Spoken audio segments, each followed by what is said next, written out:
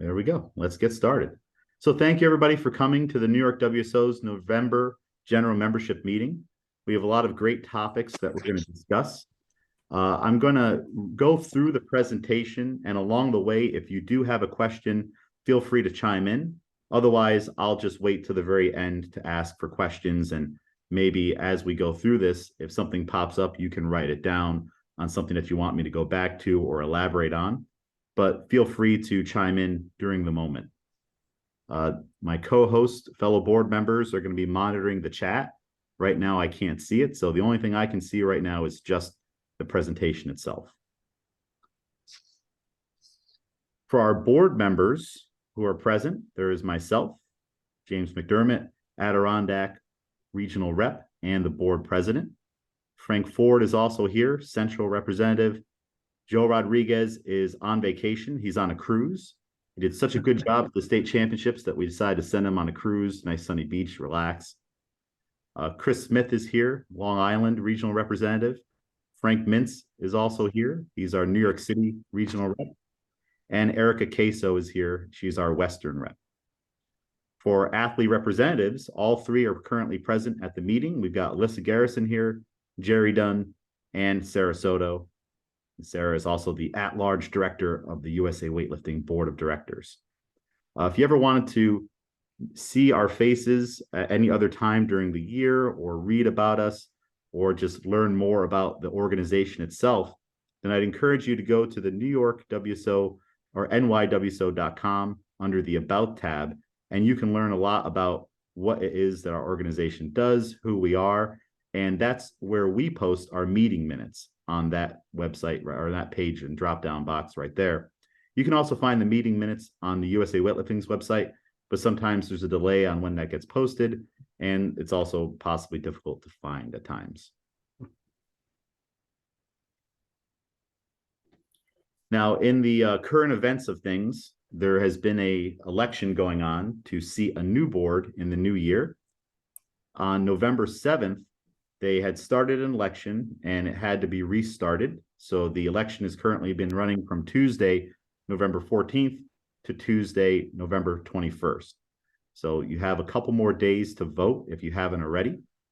The reason why we're doing a revote, or why USAW is doing a revote in general, is because there was an incorrect interpretation of the USA Weightlifting bylaws in regards to athlete representative eligibility. And also there were some discrepancies on the ballot format. So with the athlete representative eligibility, they discussed that in an email that they sent out to the membership, but they were interpreting national championships that's listed in the bylaws at any level as national events. And that's not the letter of the law, the way that it's written. What needs to happen is that we need representatives who have competed at the national championships level, whether it be youth, junior, senior, or masters, or U25, U23, within the last 10 years. Those are the people that are eligible to get on the board. One reason that they cited for the change, or the attempted change, was that some WSOs out there don't have a population that is able to field those athlete representatives with that criteria. So I'm assuming that they're going to work closely with those WSOs to help them fill their boards. But for an organization like New York, we do have that population that meets the criteria, and it was encouraged for the USA Weightlifting staff and the board of directors to follow the bylaws the way that they're written, and they took that recommendation and they restarted the election. Also on the ballot only allowed you to vote for one representative and one athlete representative, and it did not list where those people were from. So they have gone back now to the original format of how the ballot was done in 2021, where members of USA Weightlifting are allowed to vote for 6 regional representatives and 3 athlete representatives. So a lot has changed over the last few weeks. I think it's a great thing that USAW took the feedback that was given to them and have restarted the election in a more fair way. I'd encourage everybody to check your email and vote. If for some reason you did not get a ballot, then email usaw@usaweightlifting.com with more than likely an alternative email address. to receive a ballot, and you can also contact current board members for help. In the end, we'll wind up with 6 regional representatives and 3 athlete representatives who will sit on the board when it's all done. For the president spot, USAW will conduct interviews out of the current board members and make a selection from a committee that they have on their own. So that's not something that will be voted on. USAW will interview candidates and decide on who the president will be for the next 4 years, which is the length of the term of the incoming board.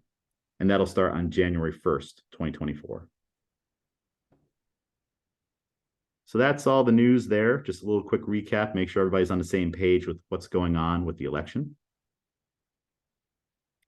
I do not have a financial report to give everybody. I did request from the USA Weightlifting staff on November 6th that they send a financial report, and I have not received that yet.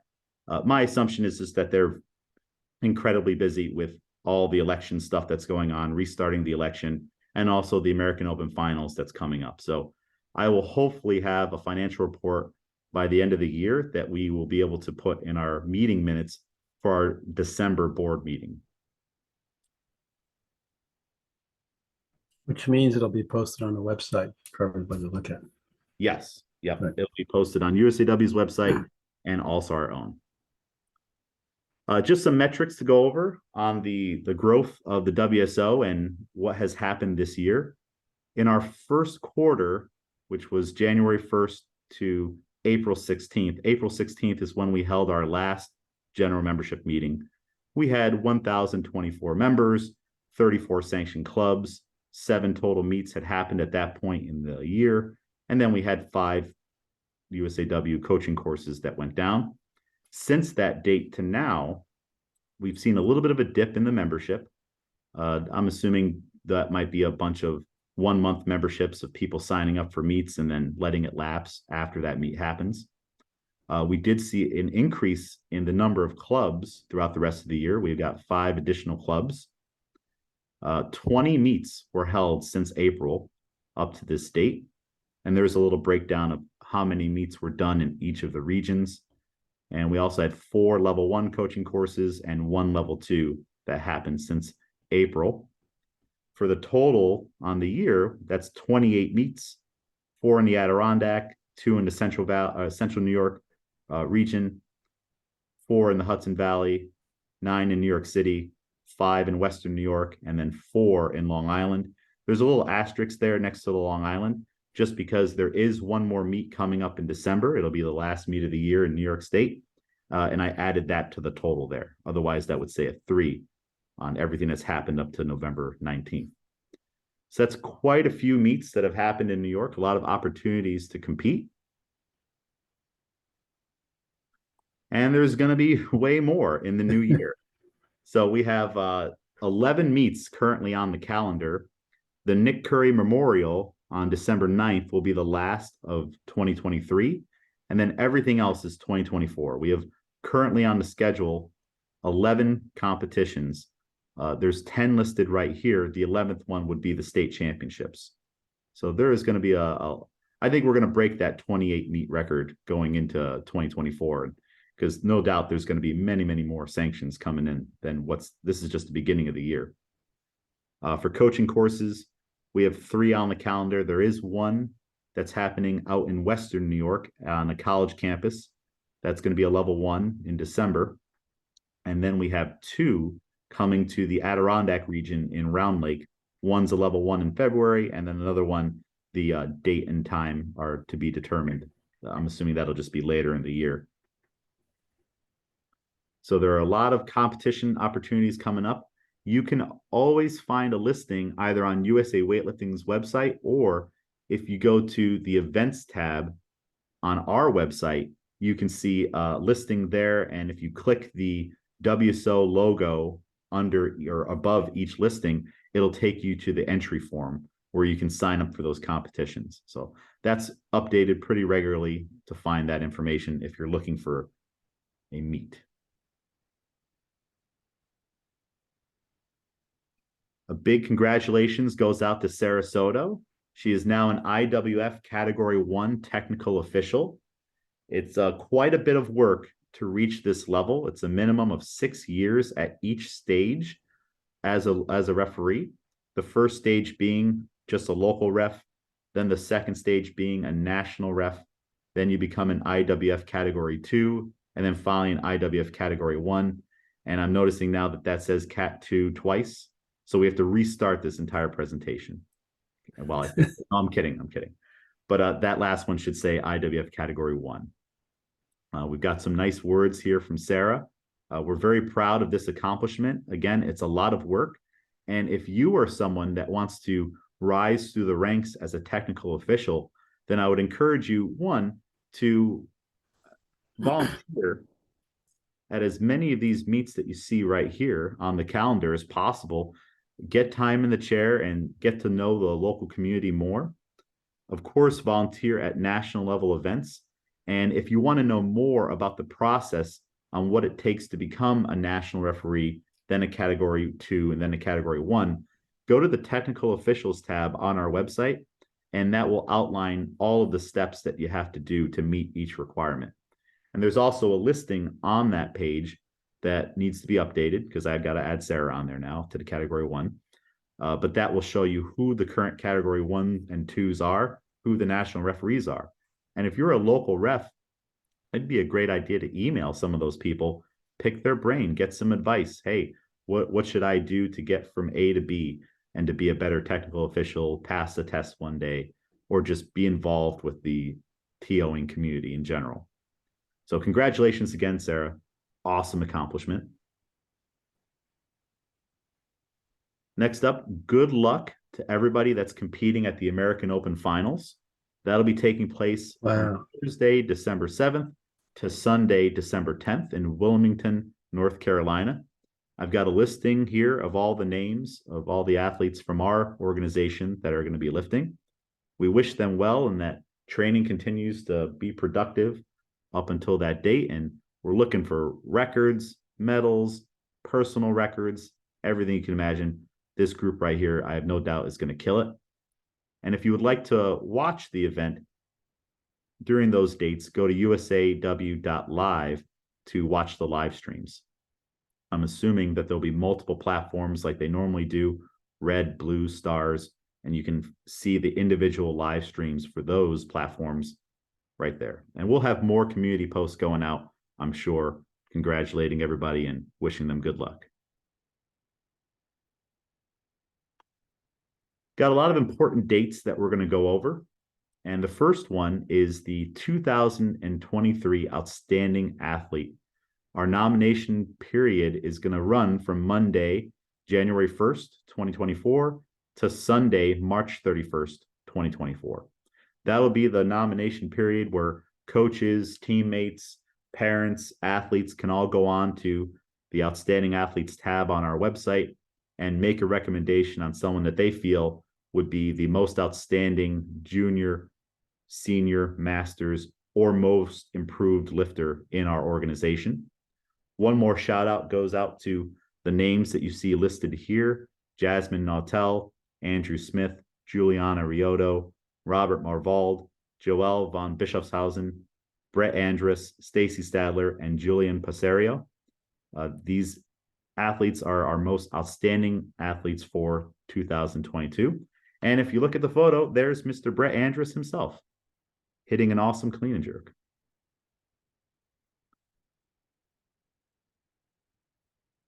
For scholarships, the period to submit an application for our youth and junior athlete scholarship is currently open. And we do have a couple of applications that have been sent in, but that started back on Tuesday, May 23rd, 2023, and it will end on Thursday, May 16th, 2024. That lines up with the deadline to qualify for the National Youth and Junior Championships. You can go on our website and click the support tab, and then on that page, click Youth and Junior Scholarships, or just type in the address that you see on my screen right now, and that will take you to a more detailed explanation of what this is to support and provide financial assistance to youth and junior athletes in our state who are going to the national championships. And you can also find the application there. Listed right here, we have Alejandro Rivera, Cole Walsh, Grayson Kreiner, Jacob Trunzo, Larry Mintz, Mateo Zikoyanis, Reagan Fromer, Stella Reyes, and Viviana Smith. These are the youth and junior athletes that applied for the scholarship and were given financial assistance to go and support them at the national championships. We hope that this list will be so long and so large that I'm going to have multiple slides to get all the names in 2024. So we really would encourage everybody to spread the word about this so we can help as many youth and junior athletes as possible. And we have a young youth lifter in the photo here from the state championships. Look at the smile on her face. I can't say I've ever been that happy lifting a weight ever. I wish that I could. Scholarships continued. We've got the coaching development scholarships. Again, this is something that you can find under the athlete support tab on the website. This is to provide tuition for qualified men and BIPOC coaches to attend either a level 1 or level 2 coaching certification through USA Weightlifting. This is done through a partnership with USA Weightlifting where they pay for some of the certs and we pay for the other half. This past year, we did 4 in total, with USAW paying for 2 and us paying for 2. The board still needs to discuss how many scholarships we want to award in the new year, but the tentative application period is Monday, January 1st, 2024, so the new year, and the application period will end at the end of that month on January 31st. So we hope to see a lot more participation on people submitting for this application, and we will have more information coming out on the number of scholarships that we plan to award closer to the end of the year. But once we do award those scholarships, the winners will have 6 months to register for a course and then to go and take it. This year, we had 4 women who won the coaching development scholarship: Adriana Ancillary, Asima Sadikova, Kelsey McCormick, and Michelle Wugin. Adriana, Asima, and Michelle all did a level 1, and Kelsey did her level 2 just last week. And they've all made great progress on being more involved in the community, starting a barbell club. I know Adriana started a club. I know Asima is going to be coaching some athletes. Kelsey coaches at a local gym. And I believe Michelle is going to be doing some coaching. But you can read about their experiences if you go to the blog on our website. So go to the NewYorkWSO.com and click the news tab, and you can see write-ups on what each of these amazing future coaches have experienced when they've taken this course. And over here we have Kelsey McCormick. She's sitting down in the gray sweatshirt, and I believe that they're discussing programming here. This is taken from her level 2 that she just recently attended. So congratulations to them and great job. It's awesome that they've all were able to get into a course and that they're hitting the ground running with their coaching. Now, the next bunch of slides, we're going to be talking about the state championships. If you go onto our website, there is a tab on the website and a page dedicated to the state championships. That's where we'll post the entry form and a link to register.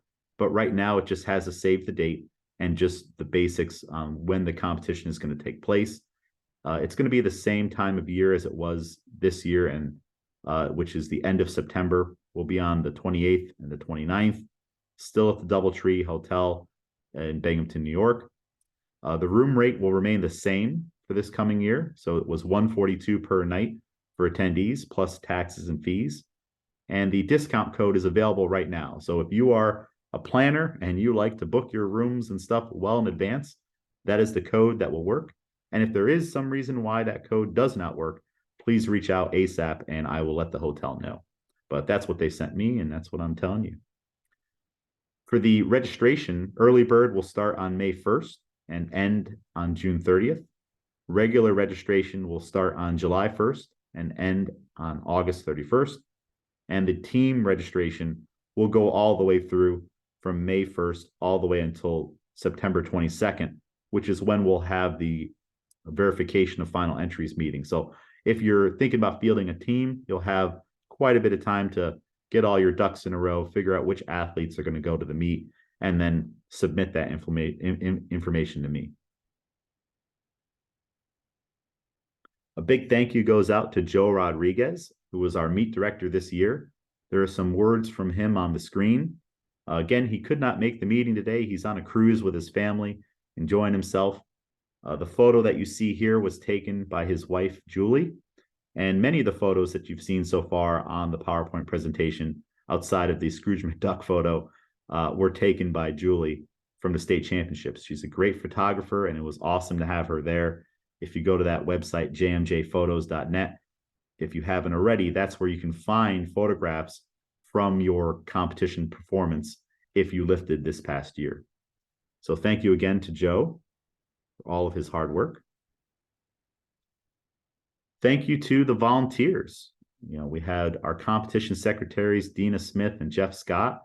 I believe Dina is on the call right now. I'm not sure if Jeff is here. And you have our weigh-in officials, our speakers, our referees. Hopefully we'll see this list expand in the new year or next year's meet. I do think it's cool that I counted Brett is 8.5 American flag stripes tall. He's just a full head above everybody else. Thank you to the loaders and to all the people that helped with the setup and the breakdown. That's a crucial part of the competition. There's so much wood to move into the building, so many plates, so many barbells, and then to get it all out of there at the end of the evening on Sunday night. It's a lot of work, and we couldn't be more thankful for everybody that you see listed here for helping out.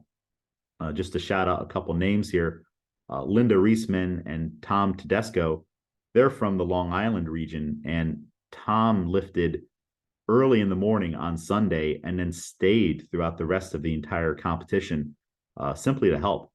And I just think that's really awesome, and we really appreciate everybody that you see here for coming in before the event and staying well after to help us pick up all that wood and get the place cleaned up and then out and resting and eating dinner at a reasonable time.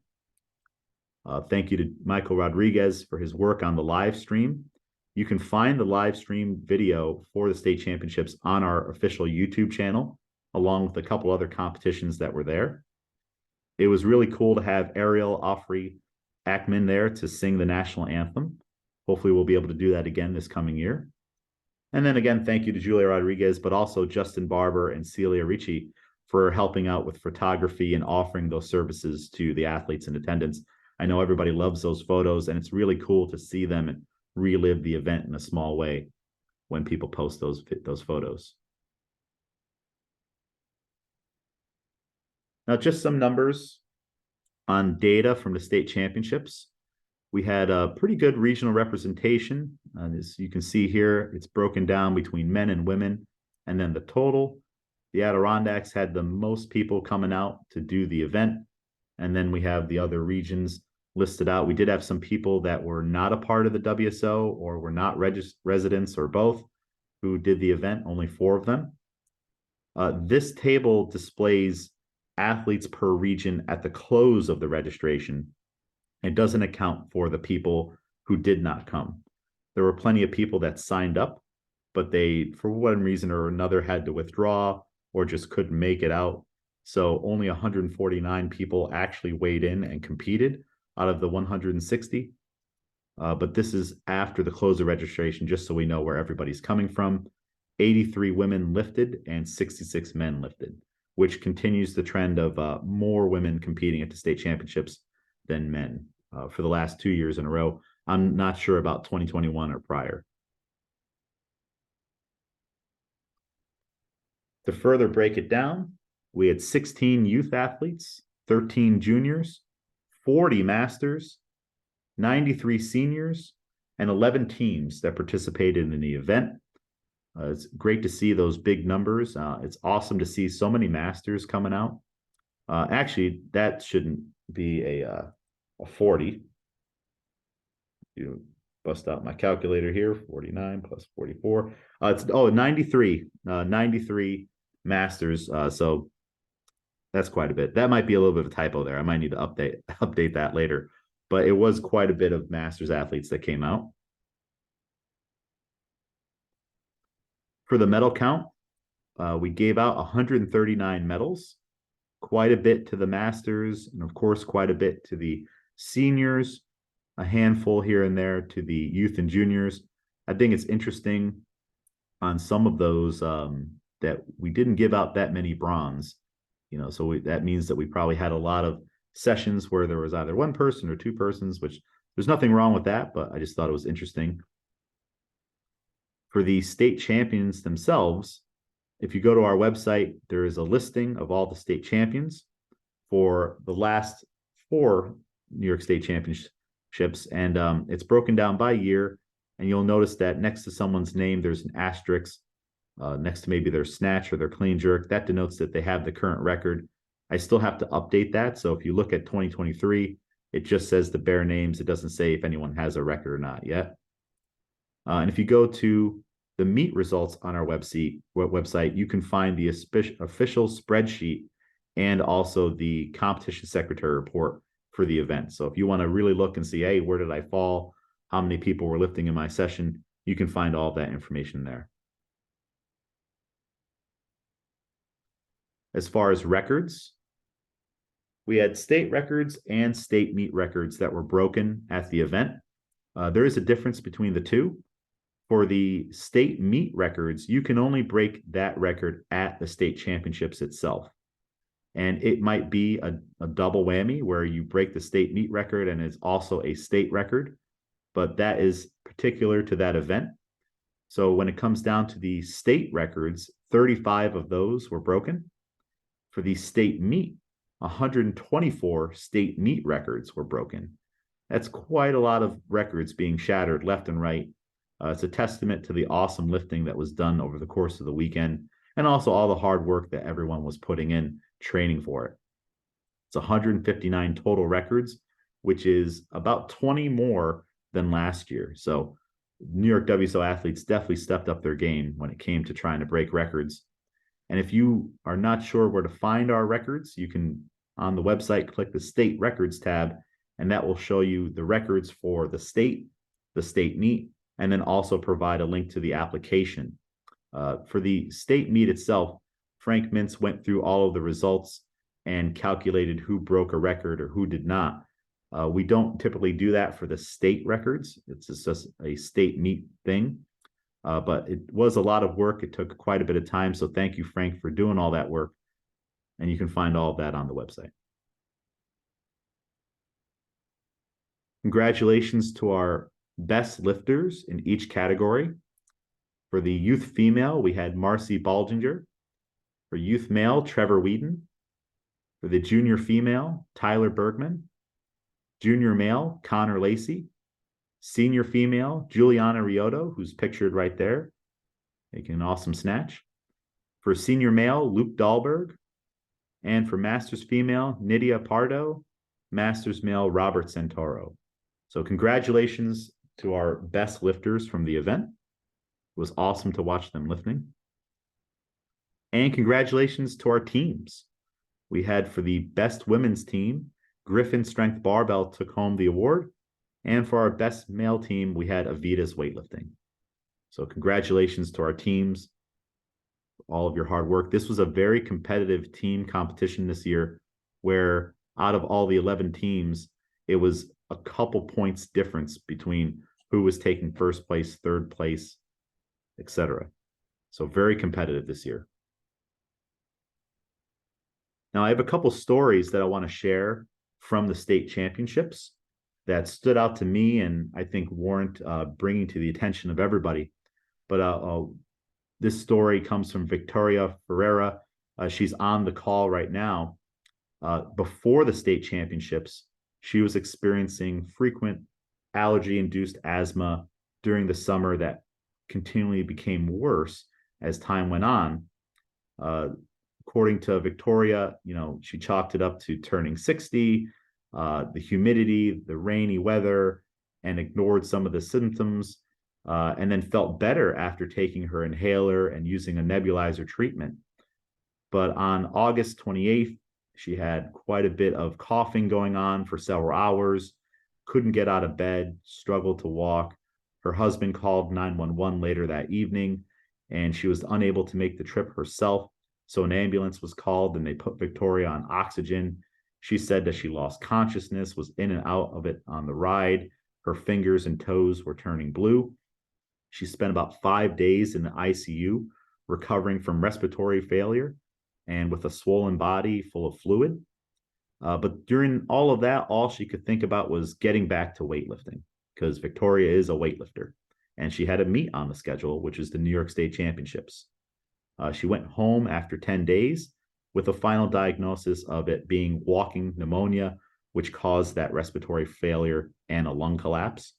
According to her doctor, if she wasn't in the shape that she was, from the way that she lives her life and her lifestyle, she could have possibly passed away, which is a scary thing to think about. Later on in the month, not too long, just a few weeks after getting out of the hospital, really, Victoria was lifting at the state championships, winning a gold medal in her weight class and age group, along with breaking the state meet records with a 32-kilo snatch, a 48-kilo clean and jerk, and an 80-kilo total. And I've got a little quote there under the photo of Victoria on some of her thoughts, but this is an incredible story. It just shows how much weightlifting is a part of our lives and what it can do for us, even when we maybe don't think about things such as longevity and being resilient and being able to bounce back from an illness. But the training that we do creates a hedge against that illness and disease and other things that we might experience in our lives. So I think this is an incredible story, and Victoria is an incredible person. I can't say for myself whether I would have showed up at the state championships to lift after going through something like that. I think many people would have been like, well, maybe I'll just take this year off, but not Victoria. Instead, she showed up and she has that champion's mindset, and it proved true out on the competition platform. So that is one incredible story from the state championships. Another one that I would like to share involves Milo Janata, who is a youth and junior athlete who lifts for the Warwick Weightlifting Club. He sprained his ankle on September 14th, just 17 days before the state championships. And he thought he was not going to be able to lift at all, but his doctor said that it was possible. He took a week off to recover and let the swelling go down. And then on September 23rd, he was able to get back into the gym wearing a brace. And the lack of pain that he was experiencing, he said, was motivating at that time. They put a riser in his shoe to help with the mobility. And under the guidance of his coaches, he was able to lift. He ended up earning a gold medal in the youth men's category for the 102-kilo weight class and a silver medal in the junior men's category, even battling, and trying to lift heavy with a sprained ankle or recently sprained ankle. Milo wrote an essay for his school on his experience at the state championships. And if you would like to read that essay, it's very good. You can go to the blog on our website and read about his state championships experience. And Milo is just another example of having that champion's mindset.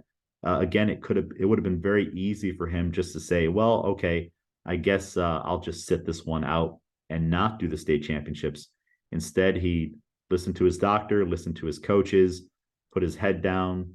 They came up with a solution, and he went out there and he got the job done out on the competition platform. And I think Milo is possibly someone to keep your eyes on for the future as he just gets older and stronger and develops more in the sport. This could be a future national champion for sure, with that kind of a head on his shoulders.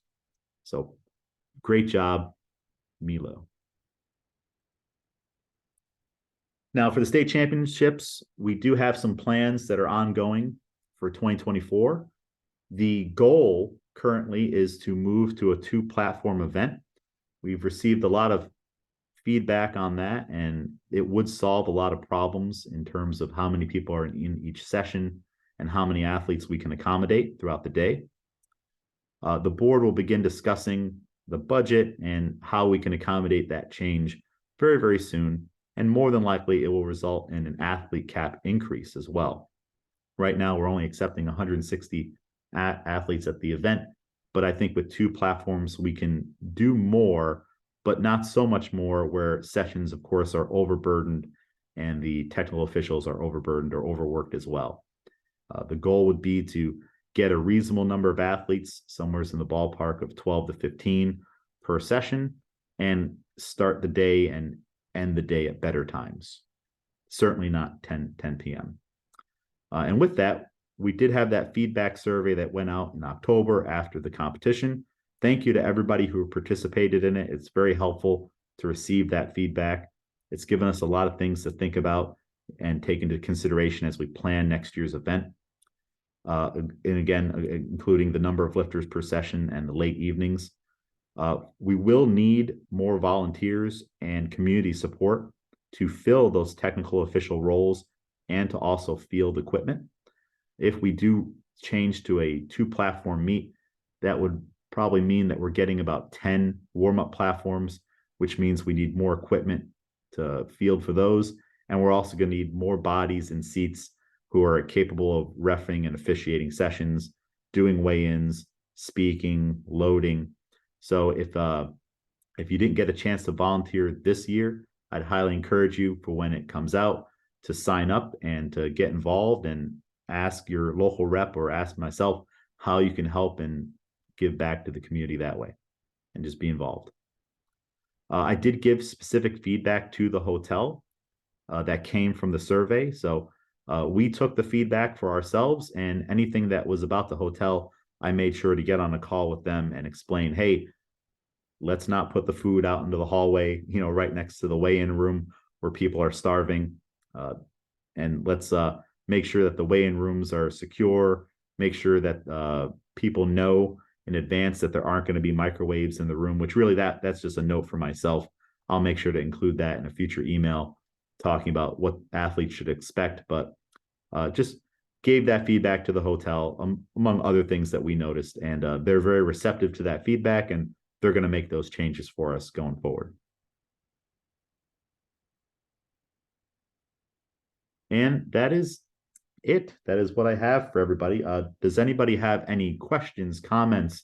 Doesn't have to be anything that was covered in the presentation itself. If you have something else, another topic that you would like us to discuss, you can bring it up now.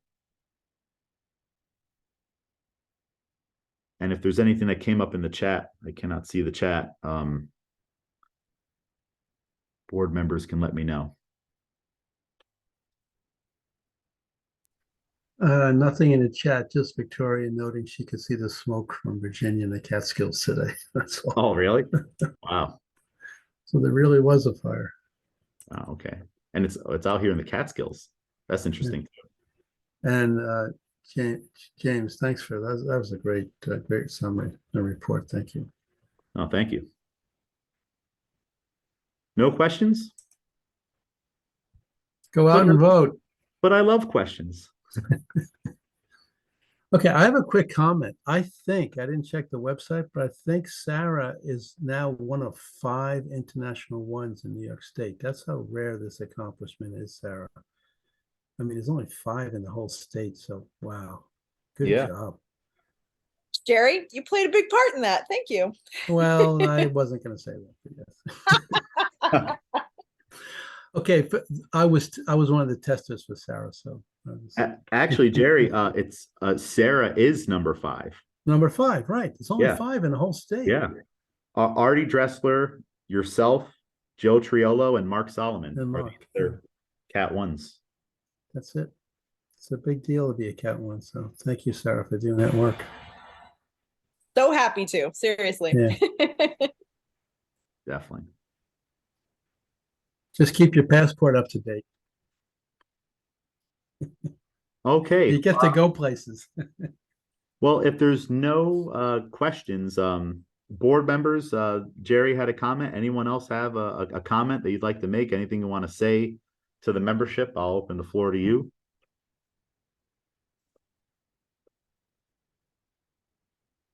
This is always the awkward part of Zoom, of staring at everyone's face. If we were in person, you'd be able just to shake your head, but now okay. Victoria, anything you want to say? Anyone else?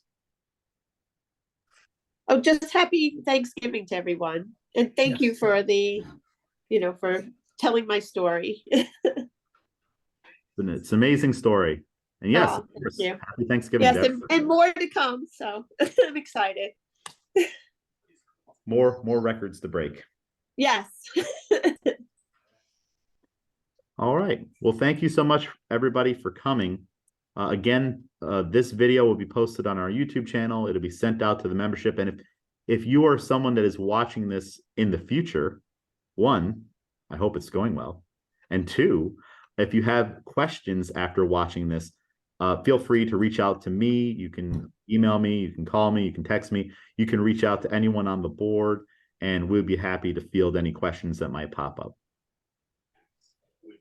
Awesome. All right, everybody. Thank you so much for coming. Have a good Bye. evening. Thank And a you. happy Thank Thanksgiving. you. Thank James, you. thanks for everything you Thanks do. Thank you, James. Bye.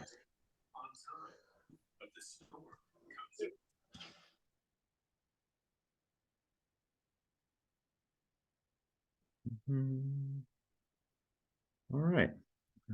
Stop recording.